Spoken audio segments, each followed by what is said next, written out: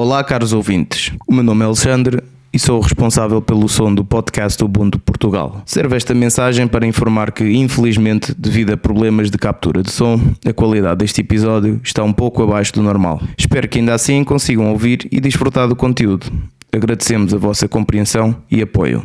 Obrigado.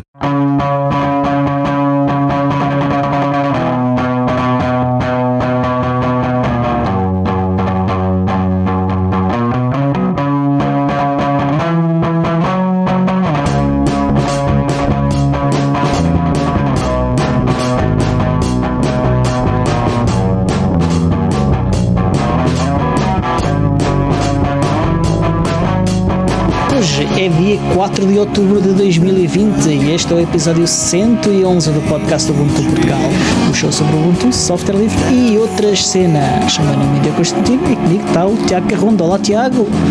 Olá, Diogo. Então, está tudo bem? Está tudo muito bem, pá. Que tal foi a tua semana? A minha semana foi uma semana muito diferente porque, infelizmente, digo eu, e disse abertamente a quem perguntou, tive que ir trabalhar para o escritório. Ok. Temos agora um esquema de rotação em que está um membro da equipa a cada semana no escritório.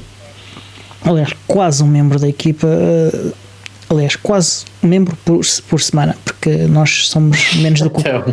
a equipa não tem o quadro completo. Portanto, quase um membro por semana significa que quando tu vais, deixas ficar um pé em casa, é isso? Ou um pé e um braço. Ok. O resto vai. Aliás, só vai um braço e o resto fica em casa. Pelo menos com a vontade com que eu vou, parece que é mais assim. E como o quadro da equipa não está completo, basicamente há uma semana em que não, ou uma ou duas, dependendo do mês, em que não vai ninguém. Ok.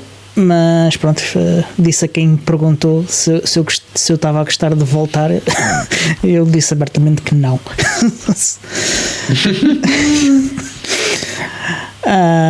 Mas simpaticamente, sem grandes fel, sem muito fel. E portanto foi uma semana diferente. E foi diferente também pelo tipo de coisas que eu andei a fazer. Andei a ler, já não li há algum tempo. Espera. Um esclarecimento.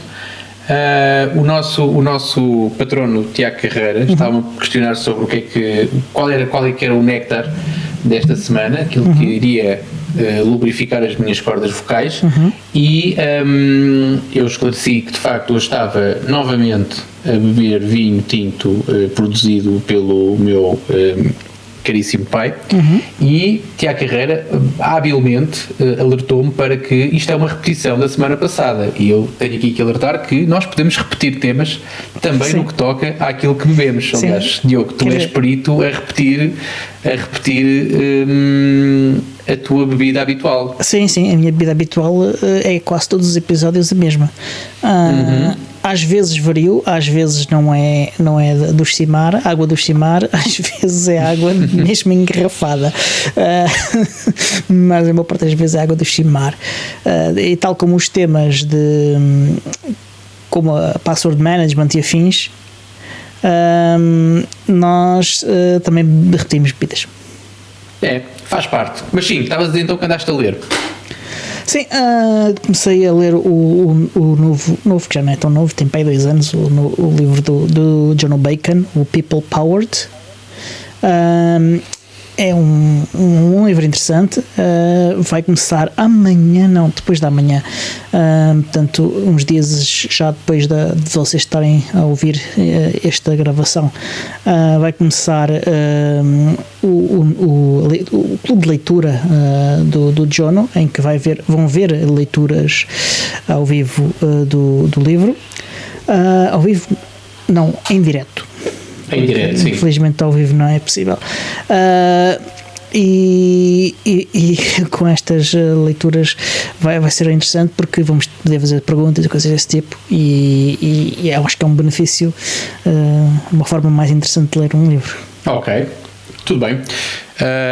Mais, continua. Mais, fiz algumas compras, tenho algum hardware para substituir cá em casa. Quero substituir o BQ E5 que a minha mãe usa como daily driver por um OnePlus One, e por isso resolvi comprar o OnePlus One que era do filho do Alwan Pope. Ok. Ele teve a leiloar coisas no eBay e eu resolvi e comprei tudo. E como o meu Meizu Pro 5, que foi durante muitos anos o meu daily driver, não está a funcionar muito bem, resolvi comprar também o Meizu do Alwan Pope. Ok. E pronto, daqui a umas semanas devem cá chegar. Fixe. Portanto, quando falas em hardware, estavas a falar de hardware móvel, ou tens outro hardware que entretanto substituíste? Foi só, não, é só isto neste momento em termos de hardware. Okay. É só isto. O meu PineTab está há já um mês na alfândega. Ainda não saiu de lá? Nada, nem disseram nada. Está num sítio ótimo. Tá. Eles vão se fartar e aposto que vamos ver reviews no YouTube feitas pelos oficiais da alfândega. Certamente que sim, mas olha, estás a receber elogios ao teu novo fundo. Ao meu novo fundo, sim. Exatamente. Eu vou pôr-lhe um papel verde para tapar a... Não é mal. Bom, uns postes, podes fazer uma cortina, fazes uma espécie de uma persiana, deve ser suficiente. Mas pronto, eu tenho mais, mas pronto, tu estás então a aguardar que sejam feitas reviews do teu PineTab pelo malta lá da alfândega, não é? Exatamente, estou à espera que no YouTube apareça isso lá. E para isso, e para poder ver isso melhor, resolvi fazer o upgrade da minha internet em casa para 1 gigabit. Olha, assim vou conseguir ver muito melhor os vídeos que eles vão postar no YouTube. Foi mesmo só por isso? Não foi só por isto, foi porque queria melhorar aqui o meu acesso à internet em casa, não por necessidade, mas porque posso e porque fiquei a pagar menos. É sempre bom, sim. Eu passei pelo mesmo aqui há uns tempos. Fiquei com um serviço melhor e já noto, apesar de ainda não ter o equipamento novo necessário para conseguir obter o 1 gigabit, mas já noto com uma largura de banda maior, quer no upload, quer no download, e também noto uma latência consistentemente 50% melhor do que estava antes. Estás com que velocidade de upload e download neste momento? Ora, o serviço contratado anteriormente era 200/100, ok? Agora está 1200. Mas estavas a dizer que não tens equipamento ainda para ter o débito todo. Sim, quanto é que tens agora? Estou entre os 350 de download e mais de 200 de upload. Já se nota. Sim. É praticamente o dobro, já é alguma coisa. Sim, e no upload nota-se que é consistente sempre mais de 200. É bom. Muito bom. Fixe. E tu vais quando contratas 1 giga para baixo, quanto é que é para cima? 200. 200, ok. Portanto, ele está a dar mais do que... O upload já tens, só te falta acertar depois o download, e é que tens que mudar de router, é isso? É, exatamente, eles já deviam ter cá vindo, mas infelizmente não conseguiram cá ver. É só trocar o router ou tem que trocar mais alguma coisa? O que me disseram foi o router, mas penso que o router novo também faz a parte do OTN, pelo que eu estive a ver na internet. E portanto vou retirar 2 equipamentos para substituir um, para ficar com um, aliás. O que me dá jeito, é conveniente, porque o espaço em que eu tenho aqueles equipamentos é exíguo, e ainda tenho lá o gateway e o access point. O access point já não devia estar lá, mas pronto, ainda não tratei as coisas todas para o tirar de lá. Certo. Mas para ter lá um OTN, um router e o gateway é muita tralha, e quanto menos coisas lá tiver, melhor. Ok. Como é que tu fazes depois a divisão para a tua rede? Tu deixas o DHCP no router do operador ou tens isso já tudo do teu lado? Não, está tudo no gateway. Ok. Tu tens um gateway... ok, já vi, sim. Então, onde fazes DHCP, DNS, onde fazes tudo isso. E como é que tu pões a internet no gateway? Fazes DMZ? Não precisei até agora de DMZ. Não tens port forwards para dentro, ou seja, da rua para dentro da tua casa? Não, neste momento não tenho. Hei de ter. Okay. Mas ainda estou a decidir exatamente como fazer isso. Não sei se quer pôr no gateway ou se quer pôr à frente do gateway. entre o router e o gateway. Percebo-te. Ok. Se é uma chatice, depois imagina que eles trocam o router, já passei por isso. Se eles trocam o router, Não, tem que reconfigurar, não é? tens que reconfigurar, exatamente. Portanto, é uma treta. Portanto, a minha sugestão, e já falei aqui sobre isso algumas vezes, a minha sugestão é tu fazeres uma DMZ para a tua gateway e deixares toda essa configuração na gateway. Eu já pensei nisso. Pronto. Porque assim eles trocam-te o router, ou fazem-te o reset, ou fazem-te aquelas magias negras que eles fazem. Aliás, eles remotamente fazem tudo, porque aquilo na prática eles têm acesso total ao equipamento e tu ficas sempre salvaguardado porque tens todas as configurações do teu lado e o operador não tem de saber o que é que tu andas a fazer port forward ou não. Eu já pensei nisso, mas não, como neste momento ainda não tenho os serviços que eu quero correr lá preparados, não me atirei para isso. E isto gerou umas conversas engraçadas, no grupo do Ubuntu, no grupo Telegram, em que eu estava a falar da largura banda que eu ia ter agora e interessante foi que o Tiago Policarpo contou-nos que tem um setup super engraçado em que tem 5 gigabits dentro da rede de casa dele. Como assim? Que ele está a fazer bounding de interfaces nos dispositivos e agrega, portanto, consegue agregar várias interfaces para ter um throughput mais elevado. Está bem. O que é interessante, mas com 5 gigabit é fácil termos bottlenecks na nossa rede. Eu pelo menos tinha certeza. Com 5 gigabit quer dizer que ele tem 5 fibras a entrar lá em casa, é isso? Não, só dentro da rede dele. Ok, sim. Eu por exemplo, não conseguia ter, porque no máximo, por exemplo, os meus Powerline no máximo fazem 2400. Ter isso tudo era difícil, e mesmo ter os 2400, eu não sei se os Powerline suportavam o protocolo que permite fazer o bounding. Não faço ideia mesmo, não fui ver. Tenho routers e switches que permitem, da Unify e da Ubiquiti, que são do mesmo fabricante, mas que suportam isso. Mas é fácil com equipamento de consumo geral que nós compramos aí por aí, e principalmente se não for muito recente, é fácil termos equipamento que não suportam esse tipo de coisas. Exatamente. Agora, qual é que é o, ou seja, onde é que tu vês vantagens em fazeres binding para conseguir 5 GB? Qual é que era a tua necessidade em termos de rede para ter 5 GB? Eu não tenho necessidade de ter 5 GB. Atenção. Era aí que eu queria chegar. Portanto, 1 gigabit não chega para tudo aquilo que tu fazes? Provavelmente chega assim. Mas era só pelo gozo de montar uma coisa. Uma questão académica. Sim, e que assim. Académica, laboratorial, experiência. Sim, uma coisa que gosto de fazer tuning das coisas, isso assim, e aprender a fazer coisas também é outra oportunidade para aprender a fazer coisas. Eu digo isto porque eu já várias vezes equacionei a hipótese de fazer a migração de cobre para fibra. Sim. Em casa local. Ok. E neste momento tenho tudo mais ou menos preparado e estou a fazer uma reavaliação, mas olhando para a frente penso nisso algumas vezes e chego sempre à conclusão que uma rede gigabit doméstica chega e sobra para tudo aquilo que eu vou precisar de fazer, não é hoje, aquilo que eu vou precisar de fazer talvez nos próximos, não sei quantos anos, mas nos próximos tempos, chamo-lhe assim. Sim, eu também prevejo que seja isso. Mas pronto, era mesmo só pelo gozo de montar uma coisa dessas e aprender coisas e mostrar e tudo isso. E isso eu percebo perfeitamente porque eu vejo vídeos sobre o pessoal que faz coisas desse tipo e coisas dessas. E às vezes faço eu algumas coisas que só porque sim. Por exemplo, aqui há tempos nós já aqui falámos de eu ter feito um access point com uma máquina Ubuntu só porque sim. Era uma coisa que eu fazia há uns anos, frequentemente, por necessidade, e depois já não fazia há muito tempo e resolvi ver com as tecnologias atuais como é que seria fazer isso agora.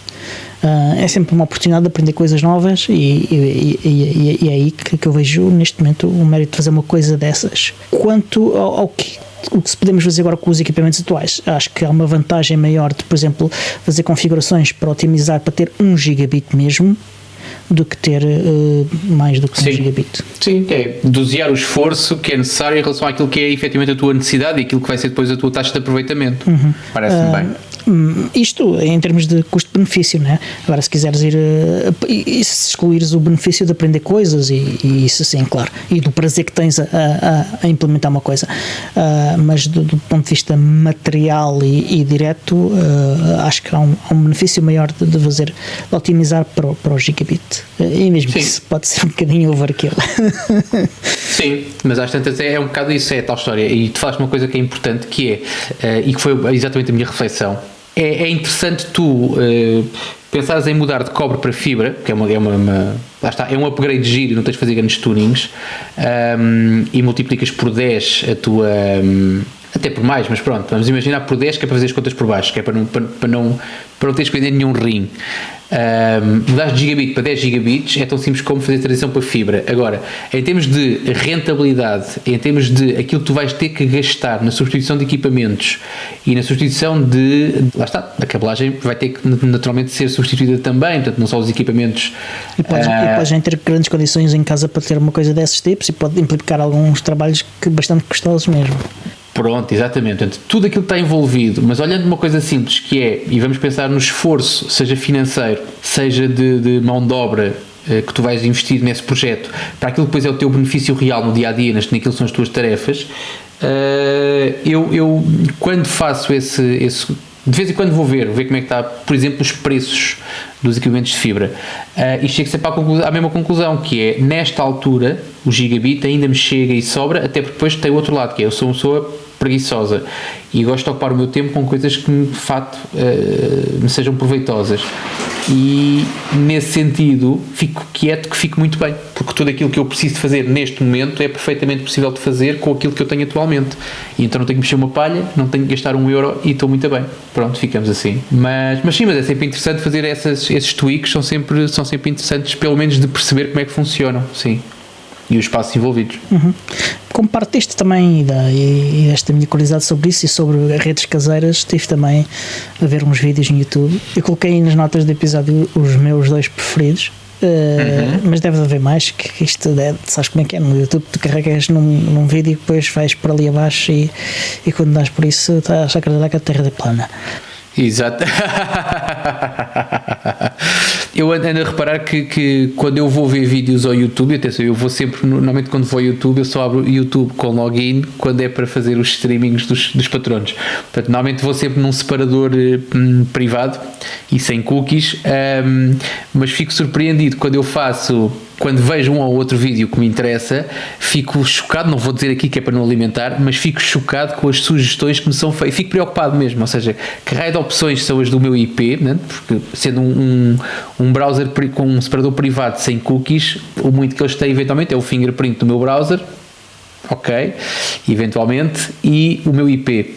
E assim, que raio tem o meu IP, que raio tenho eu feito com o meu IP para as sugestões que me fazem quando eu vejo um vídeo, vamos imaginar, sobre redes caseiras, é depois aquilo que me aparece, que eu fico literalmente chocado e assim, tenho que rever os meus procedimentos, que eu estou a fazer alguma coisa errada, de certeza.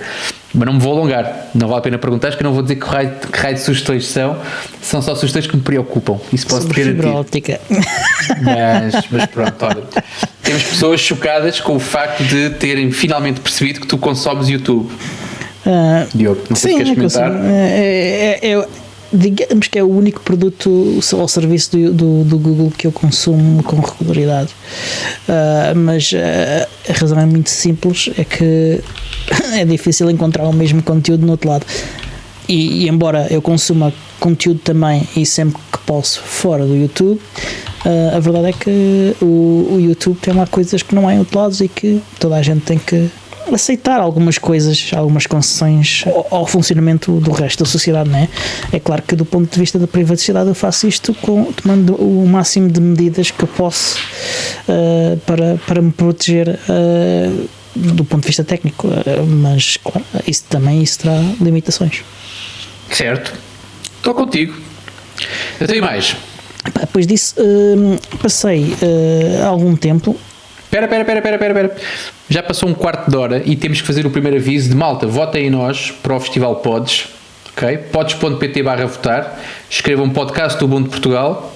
Podes é o Festival Português de Podcasts, ok? E tem um prémio, que é o prémio do público, em que ganha quem 50 mil euros, são 50 mil euros que nós vamos distribuir por todos os nossos patronos de forma igual. A cada um. Como vamos distribuir de forma igual, eu não vou estar aqui a entrar em despesas também, vamos dividir pelos nossos patronos, portanto votem muitas vezes, que é para nós ganharmos o prémio. Cada um de vocês vote muitas vezes, porque não está escrito nas regras em lado nenhum que vocês não podem votar muitas vezes. No outro dia eu votei para ela umas 10 ou 15. Pronto. Mas pronto, quando descobri que o KeePass XC tu consegues fazer o autotype para votar, e não estou aqui a sugerir nada. Não me lembrei disso. Muito bom. Até porque a tua aritmética, aquela conta que eles fazem agora para verificar se és um ser humano, é sempre a mesma conta. Portanto, tu fazes um autotype com... E volto a dizer, não estou a encorajar ninguém a fazer isto, nem é nenhuma sugestão.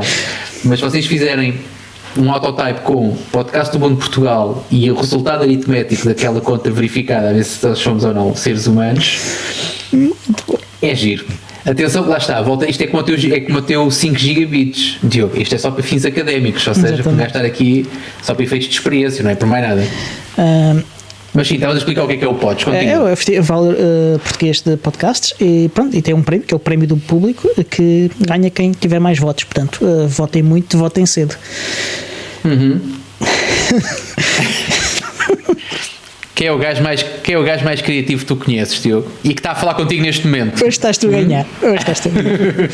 Não me lembrei disso. Isso é muito bom. Mas faz-me lembrar que há uns anos há um podcast que eu ouço que é o Hello Internet e que estive envolvido também num concurso de popularidade deste género, mas que não era preciso preencher o nome, era só preciso clicar num radio button e depois no vote. E claro que o pessoal que ouviu aquilo era particularmente tech-savvy e quando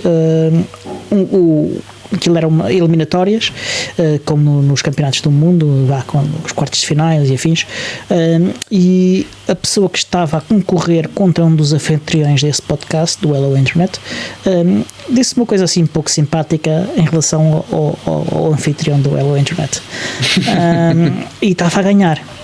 E essa pessoa estava a ganhar. Então o pessoal, não, este gajo vai aprender uma lição. E então ele perdeu por uma margem impossível. E depois foram passando eliminatórias, fomos ganhando. E chegámos a um em que o outro gajo também voltou a dizer uma coisa assim pouco própria de se dizer, pouco simpática, e o pessoal disse: não, tu também vais perder.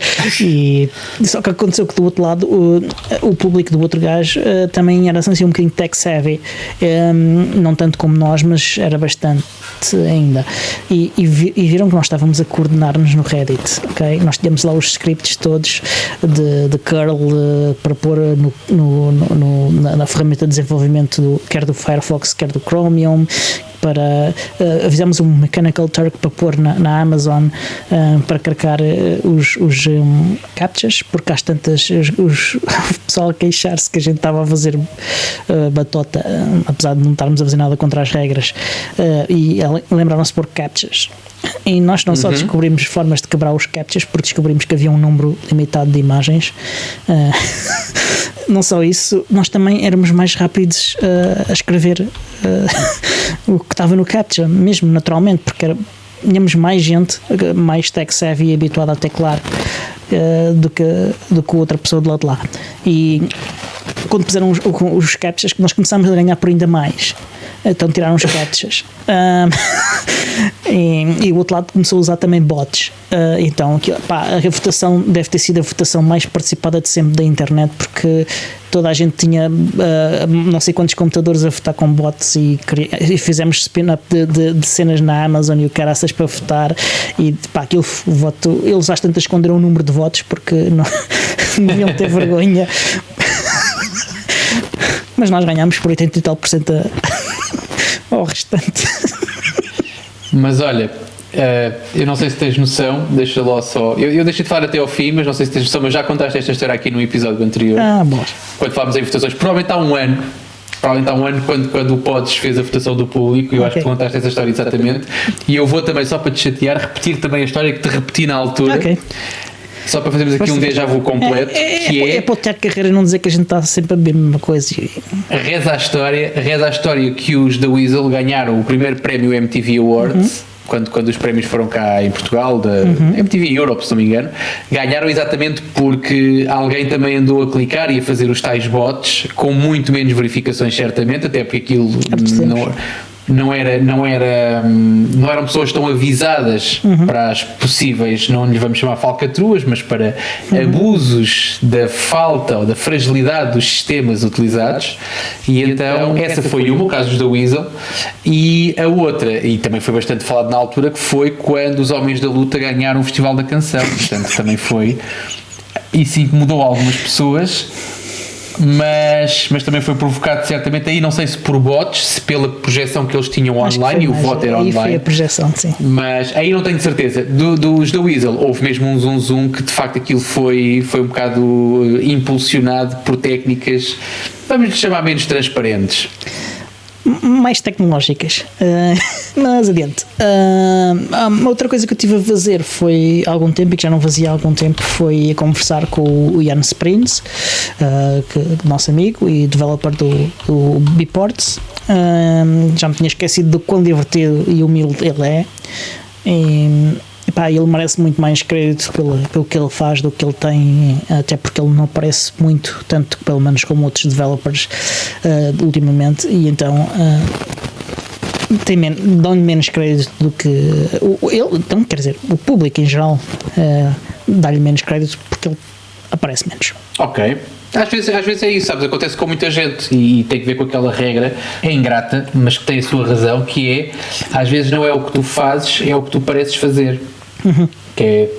E isso aplica-se também no contrário, não é? Às vezes tu fazes, mas depois se não anuncias aquilo que é feito, ou se não há algum tipo de visibilidade no teu trabalho, corres o risco de exatamente não te darem o crédito ou o valor efetivamente pelo teu trabalho real. O que pode ser de alguma maneira ingrato. Não me parece que ele faça isso com esse objetivo, nada disso, mas porque até se o fosse, já tinha certamente ou mudado de estratégia ou mudado o seu envolvimento, mas é bate um bocado nessa regra do há malta que faz pouco, mas parece fazer muito, e há malta que faz muito, mas depois parece fazer pouco, porque não tem essa capacidade de dar visibilidade ao seu trabalho.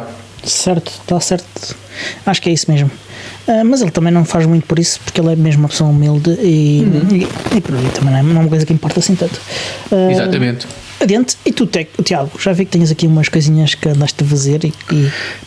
Tenho. Olha, tenho provavelmente novidades, que não é grande novidade, tem que ver com um problema que eu já falei aqui 2 ou 3 vezes sobre a combinação entre a encriptação e a utilização de storage primário de block, de Object Store, os vulgares S3, seja de que serviço for.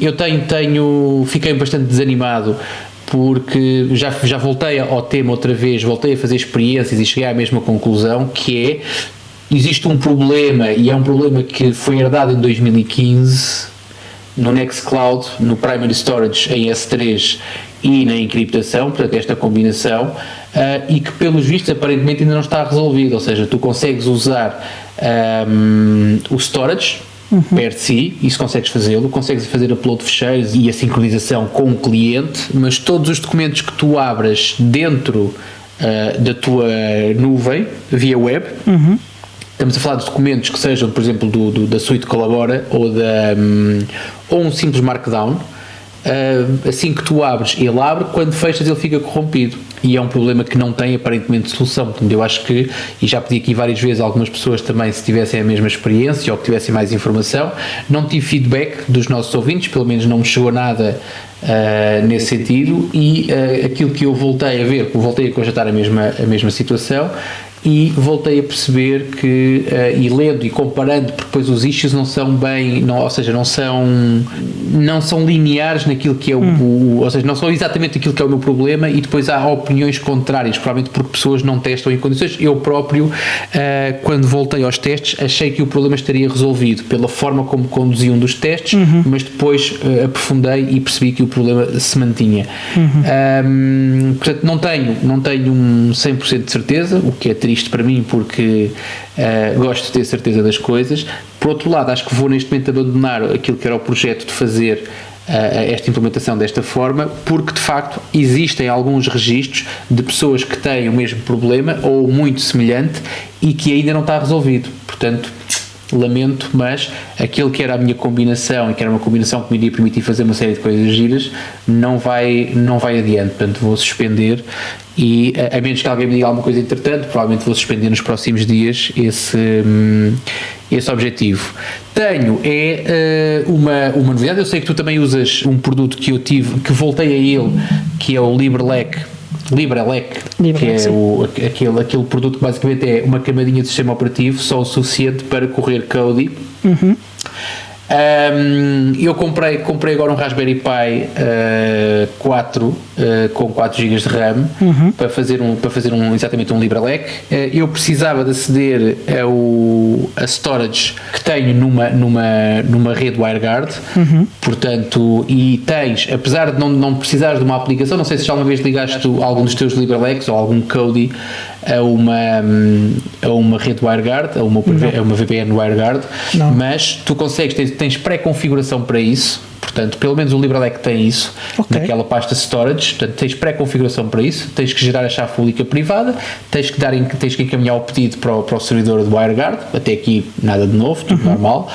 Mas, seguindo todos os passos, eu estava à espera de conseguir fazer uma ligação sem problemas, só que não consigo ter retorno. Portanto, eu também não dediquei muita atenção, tive lá 10 minutos ou 15 no máximo, não sei se é algum bug do LibreLec ou não, mas não consegui ter retorno, ou se é uma questão de versões. Não sei se o WireGuard tem algum constrangimento em relação à versão do cliente e à versão do servidor, ou neste caso, a ligação entre eles.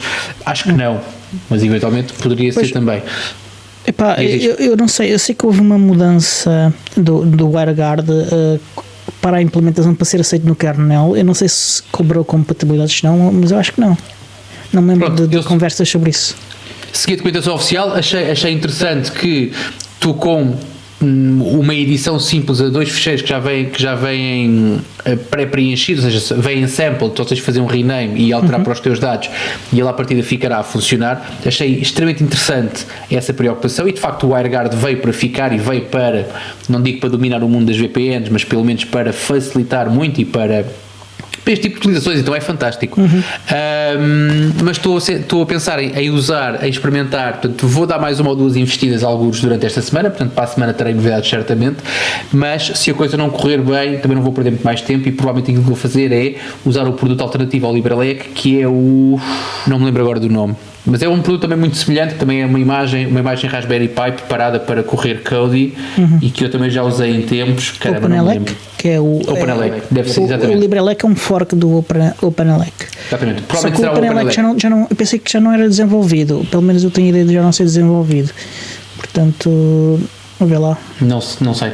Mas sei que ele tem uma alternativa, sei que há um concorrente, e provavelmente, se não funcionar aqui, estarei com o outro, e no próximo episódio certamente que terei novidades sobre este assunto, o que é extremamente interessante, porque se tu tiveres um storage num sítio físico onde tens alguma da tua multimédia, se tu pegares no Raspberry Pi e se tiveres uma rede WireGuard configurada, tu consegues pegar naquele Raspberry Pi, ir com ele contigo de férias, por exemplo, e ligando a uma televisão, tu consegues, sem nenhum setup adicional, basta teres uma boa largura de banda, e tu consegues aceder à tua base de dados multimédia em qualquer ponto que estejas, só com a única coisa que levas de férias é o transformador do Raspberry Pi, um transformador, um cabo HDMI, eventualmente, aliás, convém, porque aqueles micro HDMI ou mini, ou que é, é específico do Raspberry Pi, e é só, que eu me lembro, não tens de falar mais nada, é só levares isso, portanto, o que é ótimo.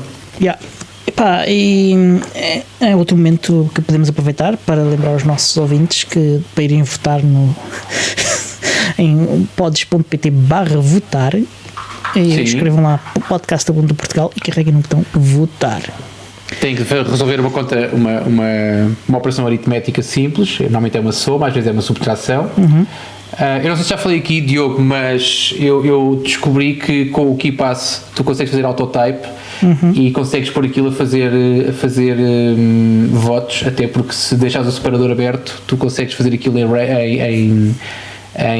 loop. Sim. E pronto.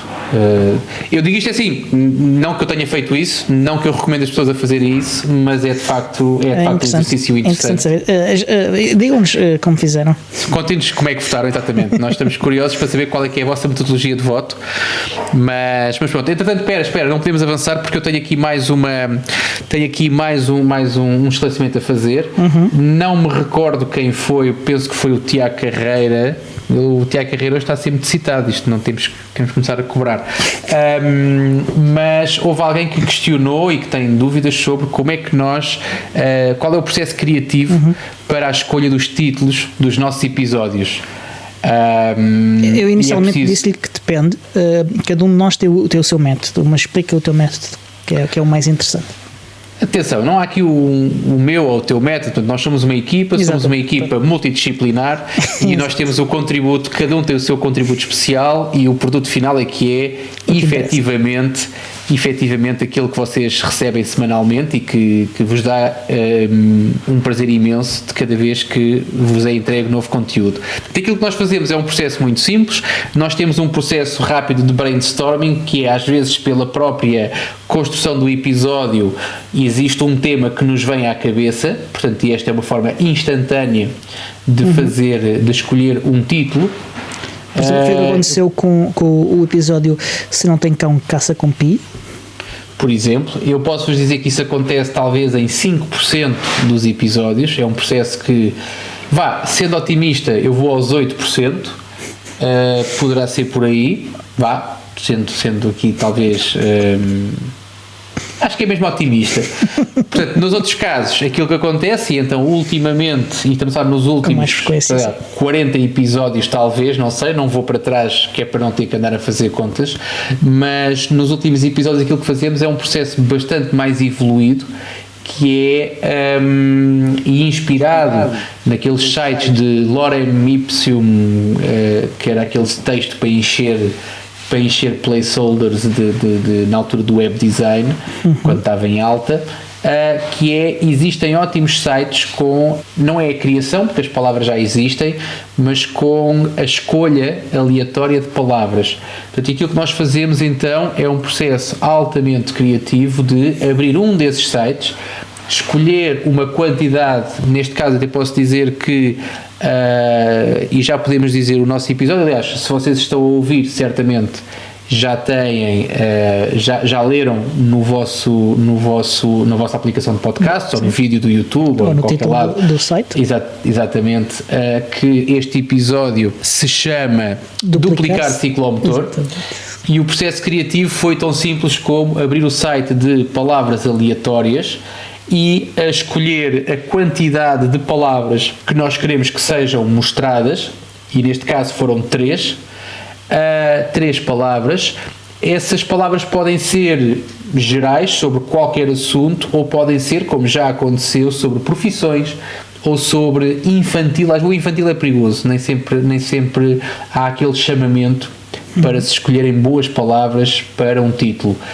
Uma palavra única parece um título bastante simplório e até podia achar-se que era falta de cuidado na invenção ou na criação, não chamamos de invenção, na criação do título do episódio. Portanto, tipicamente são pelo menos 2 palavras que correspondem a rigorosamente nada, a não ser a escolha aleatória de palavras, muitas vezes sobre um tema único ou sobre um global, ou seja, o dicionário global. Portanto, neste caso foram escolhidas 3 palavras, a palavra do meio foi eliminada porque era de facto demasiado aleatória e a combinação duplicar ciclomotor pareceu-nos que era a escolha acertada, não para os temas que íamos abordar hoje, mas para o facto de estarmos a gravar isto no dia 4 de outubro. Exatamente. E acho que é fácil estabelecer a relação entre o dia 4 de outubro de 2020 e o nosso título, Duplicar Ciclomotor. Muito claramente.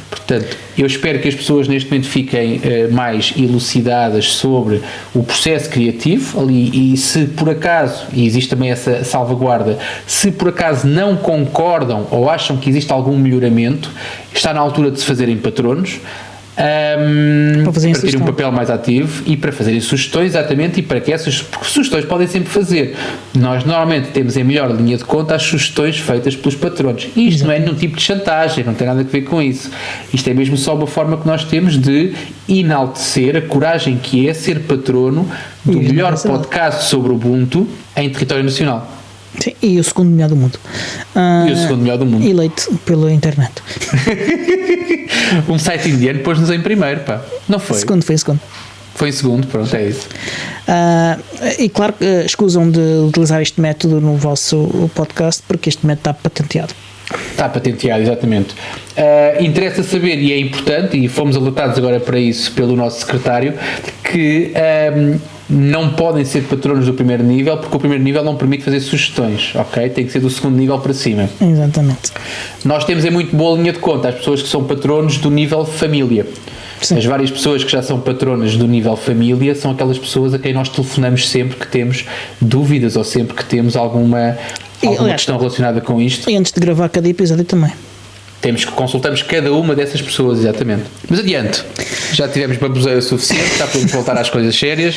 E por falar em coisas sérias, o André Bação, no canal no grupo do Ubuntu Portugal do Telegram, disse, caríssimos, isto em relação ao feedbacks do episódio passado, caríssimos Diogo Constantino e Tiago Rondo, podem encontrar o VS Code Web facilmente dentro do Home Assistant. Pronto. E tu que és o homem do Home Assistant, como é que tu ainda não sabias isto? Já porque não consumo VS Code, eu consumo VS Codium. Depois porque eu gosto do meu VS Code no meu desktop e não no meu Home Assistant. Eu uso o VS Code para editar os YAMLs do meu Home Assistant, mas depois faço o upload daquilo para o meu repositório e tenho o GitHub. É um plugin qualquer que aquilo tem, basicamente ele acho que é de 5 em 5 ou 10 em 10 minutos, vai ver se o repositório tem alterações para fazer pull daquilo e aplicar. Agora, VS Code no Home Assistant não vejo, pelo menos da forma como eu uso o Home Assistant, não vejo vantagens. André, então se quiseres apresentar vantagens específicas de utilizar o VS Code no Home Assistant, diz mais qualquer coisa. Exatamente. Mas torna-te patrono, não é? Nível 2, para poderes... Adiante, bora lá. Assuntos. Falámos no episódio passado que ia decorrer a Nextcloud Conf 2020 e decorreu, terminou hoje e foi interessante. Eu hoje ainda consegui vir uma parte do streaming, não sei se chegaste a ver ontem ou hoje, Tiago. Não, eu tive em viagem nos últimos 2 dias, portanto passei muito tempo a fazer quilómetros e portanto não tive à frente do computador, não estive à frente do telemóvel, não estava com largura de banda suficiente para isso. Ok. Então, olha, ficas a saber aqui algumas novidades. Não sei se já tiveste a oportunidade de ir ver ao blog, mas há novidades. O Nextcloud Hub 20 terá um dashboard único que unifica a busca e as notificações e que vai permitir fazer integração com outras tecnologias exteriores ao Nextcloud também. Ok. Entre essas tecnologias já anunciadas e que chegámos a falar disso, encontra-se o Moodle. Portanto, neste ambiente em que nós vivemos, em que a educação remota é cada vez mais importante, a integração entre um Nextcloud e um Moodle tem um potencial muito interessante. Outra tecnologia que irá ser integrada será o Microsoft Teams, o GitLab e o Slack. Ok. Eu havendo uma aplicação do Nextcloud que é o Talk, que faz a parte da conversação, eu percebo isso, não se compara com a quantidade, as funcionalidades do Slack. Percebo isso. Do Microsoft Teams já tenho alguma dúvida, ou seja, qual seria a vantagem de fazer a integração de uma instância Nextcloud com o Microsoft Teams? Se calhar porque não conheço profundamente o Microsoft Teams, eu uso no trabalho, mas sou convidado, portanto só estou em alguns sítios onde preciso de estar, felizmente. Não sei se tens mais conhecimento sobre isso, se consegues dar algum dado adicional sobre quais seriam as vantagens de tu fazeres uma integração de um produto com o Microsoft Teams, porque eu consigo ver perfeitamente o Moodle, o GitLab indiscutível, o Slack pela quantidade de funcionalidades que o Slack te oferece, é verdade, as integrações do Slack, portanto, tu consegues integrar o Slack com praticamente tudo aquilo que mexe. Agora, o Microsoft Teams, tenho dúvidas. Eu acho que quer o Slack, quer o Microsoft Teams, tem a ver com conseguires integrar o teu workflow fora destas aplicações. Okay? Tudo que estás fora dessas aplicações com pessoas que estão a usar essas aplicações. Acho que terá mais que ver com isso. Ok, mas será que depois tu vais conseguir usar a tua instância Nextcloud e o teu talk para interagir com essas pessoas? Será isso? Já falamos um bocadinho mais adiante sobre isso. Ok, então vá, continua. Outras coisas que serão integradas também no dashboard vai ser a possibilidade de ter widgets para o Twitter, para o GitHub e para o Moodle. A busca, a nova funcionalidade de busca, que é uma busca unificada, até com aplicações externas, portanto vai poder fazer buscas dentro do Nextcloud e procurar coisas, por exemplo, no GitLab ou no Jira ou no Discourse. Certo. E estes são alguns das aplicações com as quais haverá esta integração. O Talk que tu estavas a falar vai ter bridges. Ok. E algumas das bridges já existentes são precisamente para o Teams, para o Slack, para o IRC, para o Matrix, para XMPP, e outras que estão para vir de forma out of the box, mas que se tu tiveres ir mexer lá nas configurações podes já integrar, são o Telegram, o WhatsApp e o Twitch. Ok, boa. Estás a ver? Olha, é por isso que é sempre bom nós assistirmos às transmissões quando temos essa oportunidade, porque assim eu evitava ter feito aquela pergunta que te fiz mais acima. Ora, mas foi uma pergunta super inteligente e claramente que também foi uma pergunta que os developers quiseram responder. E nada ensaiada, isto não foi nada ensaiado, ok? Portanto, cala-te, pá. Estou aqui a dar um ar profissional à coisa e estás tu a desmascarar isto. Tem agora o Nextcloud com estas funcionalidades. Então vá, continua. Outras novidades, há um ecrã único que unifica as notificações e as atividades. Vamos poder definir um status em que dizemos, comunicamos aos outros utilizadores do Nextcloud o que é que estamos a fazer. Estou de férias, estou em trabalho remoto, estou na praia, exatamente. Pronto. O tal que vai integrar também com a busca, tem um novo emoji picker, uma nova vista de upload e settings para a câmera e microfone, que são coisas que lhe faltavam. Okay. O Mail tem uma nova funcionalidade, uma nova vista em fio, ou thread, e tem uma funcionalidade nova de gestão de caixas de correio. Queres falar de alguma coisa como uma funcionalidade básica e simples da aplicação de correio do Nextcloud, que é moveres uma mensagem da caixa de entrada para uma das pastas? Provavelmente terá integrado dentro desta nova funcionalidade de gestão de caixas de correio. Pois não sei, é que a gestão de caixas de correio, eu tenho uma Nextcloud que tem 2 caixas de correio configuradas, portanto essa parte já existe. Agora, eu recebo uma mensagem e quero arquivar aquela mensagem numa pasta X, não consigo, é estranho. Não sei se agora com o Nextcloud Hub 20 poderás fazer. Pronto, isso. eventualmente. Temos de investigar. É isso. Cá estaremos para falar sobre isso, exatamente. O deck também tem melhorias. Também, além de integrar com o novo de busca no dashboard, também tem integrações com o calendário, o que é uma coisa que faltava. Tem uma nova vista modal para a edição de cartões, portanto tem uma edição mais amigável. Há suporte para notificações push e para webhooks no Flow. O Flow é uma funcionalidade para automatizar coisas no Nextcloud e este suporte para notificações push e para webhooks vai facilitar também a integração com outras plataformas, mesmo aquelas que não têm integrações já pré-preparadas no Nextcloud para isto. E outra funcionalidade que eu achei que é útil, que é pôr uma descrição quando fazemos a partilha de um link nos cheiros, pôr lá uma descrição dessa partilha, para sabermos o que é que estamos a partilhar, com quem, o motivo, uma coisa assim desse tipo. E assim há mais registro de informação de porque é que as coisas estão a ser feitas. Fixe. Se quiserem mais informação, vamos deixar-vos 2 links para o blog do Nextcloud, onde vocês podem aprender mais detalhes sobre estas coisas. Alright. Adiante. E mais? Avança. Como estive a falar com o Ian Springs, eu estive a falar com ele e tivemos a falar sobre coisas que ele teve a anunciar recentemente. Uma delas é o Upncuts, que já aqui falámos antes, sobre é uma ferramenta que foi feita para a tese de mestrado do Ian, mas que vai ser também utilizada por outros projetos open source. É uma suite desenhada para apoiar testes do utilizador, testes crowdsourced. É uma ferramenta web, é especialmente útil para comunidades de software livre, e o objetivo é permitir até aos utilizadores mais inexperientes de uma ferramenta poder fazer relatórios de testes úteis quando se faz uma release nova de software.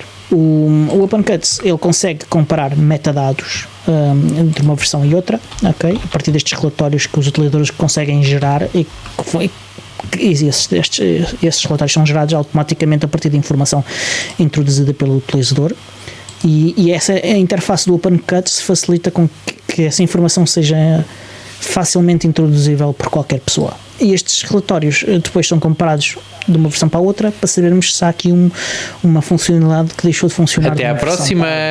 Portanto, é uma ferramenta muito, muito interessante. Outra coisa que com o Ian foi uma versão publicada recentemente do Ubiports Installer. Foi essencialmente dedicada à correção de bugs, alguns bugs antigos, mas também foram introduzidas algumas funcionalidades pequenas para ajudar os porters para novos dispositivos, funcionalidades que têm a ver com o bloqueio que os OEM fazem aos dispositivos, para não se mudarem o sistema operativo. Também uma melhor detecção de dispositivos, há novas opções de configuração para os porters, e foi migrado o Snap para ser baseado em Core 20 em vez de Core 18, o que faz com que ele seja mais rápido, que o processo de build seja mais simplificado e que o Snap em si, o software, seja mais estável. Em uma próxima release irá ser também introduzida uma funcionalidade muito interessante, que é uma funcionalidade para detectar problemas com o instalador quando é lançada uma nova versão, e tem que ver com uma integração entre o instalador e o OpenCuts. Os utilizadores que tiverem contas no OpenCuts e que queiram fornecer dados sobre como correu a instalação, o instalador vai gerar o relatório automaticamente e submeter para o OpenCuts. É uma funcionalidade muito gira e que vai melhorar muito a ferramenta, espero eu. Tu já usaste? O OpenCuts eu ajudei o Ian a testar a ferramenta. Ok. É muito simples, e de facto ainda há ali umas coisas por limar, mas é mesmo muito, muito, muito simples. Ok, como é que é? Passamos para a agenda? Acho que sim. Ora, deixa-me falar então, agora para descansares um bocadinho, para respirares, para veres um bocadinho da tua... Como é que chamas como é que é esse produto? É Simus, não? Cimar, o teu Cimar, a tua Cimar. Deixa-me dizer que no dia 22 de outubro deste mês, mas é uma redundância, portanto, no próximo dia 22 de outubro sai a nova versão do Ubuntu em desktop, servidor e afins, que é o Groovy Gorilla. Vai ser também nesse dia que nós vamos ter o nosso encontro mensal, nosso, da comunidade do Ubuntu Portugal, no sítio habitual, portanto vai ser num canal Jitsi que nós vamos entretanto anunciar nos canais habituais, Facebooks, Meetups, Locos e afins. Portanto, reservem a data, dia 22, vamos fazer certamente ainda não está planeado, não está fechado todo o plano da sessão, mas certamente vamos fazer uma passagem pelas novidades e pela instalação do Groovy Gorilla, e uma apreciação conjunta com quem estiver das novidades desta nova versão, que é sempre apetecível, pelo menos nos desktops. Eu normalmente tenho algumas reservas em pensar em servidores não LTS, mas os desktops não LTS a mim agradam bastante, porque é normalmente aí que nós acompanhamos as novidades mais frescas do desenvolvimento do nosso sistema operativo preferido. Sim. A vantagem de utilizar servidores não LTS não é para servidores produtivos, será para testar coisas que vão eventualmente ser introduzidas numa LTS e que nós queremos Exatamente. antecipadamente fazer testes para ver onde é que nós potencialmente teremos problemas. Mas adiante, há outro evento que também decorrerá em outubro, que é um webinar de criação de conteúdo para plataformas digitais do João Bacon, que vai decorrer no dia 21 de outubro às 18 horas. Vou deixar também um link nas notas do episódios para isso. Certo. E mais, estamos despachados? Praticamente. Olha, quero agradecer o tweet da Slimbook. Esta semana fez-nos um tweet muito simpático a perguntar-nos se nós reconhecíamos o teclado de um dos seus portáteis, o layout do teclado. Sim, que reconhecemos perfeitamente. E aproveito para lembrar-vos que temos códigos de desconto, não temos? Acho que sim. Sim. Para computadores da Slimbook, que são computadores feitos muito bonitos, bem construídos e que são feitos para correr no Linux. E em particular este para quem gosta de KDE, que era a edição para KDE do Katana, que é um computador, por acaso é um computador muito bom, é um dos melhores deles na minha opinião. Portanto, se quiserem comprar um Slimbook, podem encontrar no nosso site um código de desconto para comprar, sei lá, mais um disco um bocadinho maior, uma memória extra, um carregador extra, qualquer coisa assim do género. Exatamente, parece-me bem. Mais? Humble Bundles temos esta semana, Tiago? Eu não tenho informação, mas eu penso que o Humble Bundle da semana passada ainda está ativo, sim. Exatamente. Portanto, confirmo-te já, espera lá um bocadinho. Entretanto, eu explico, o Humble Bundle são bundles de livros, jogos ou o que for, e que são feitos de uma forma que nós, compradores ou potenciais compradores, podemos escolher o quanto queremos pagar. Além disso, podem também escolher quem é que vai beneficiar do vosso pagamento, entre eles editoras, o Humble Bundle, e neste caso também, se vocês usarem o nosso link de afiliados para chegar aos bundles, também podem decidir dar algum dinheiro ao podcast Ubuntu Portugal. Ok, está confirmado. Portanto, já está confirmado. Então este bundle, que é o Do It Yourself Maker School by Make Community, portanto é um bundle de livros dedicados à comunidade maker. Pronto, resta dizer que podem encontrar-nos em Podcast Ubuntu Portugal e na vossa aplicação de podcasts preferidas. Passamos na Rádio Zero todas as quintas-feiras às 22h03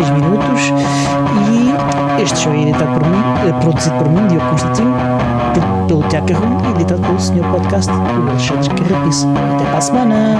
Até para a semana!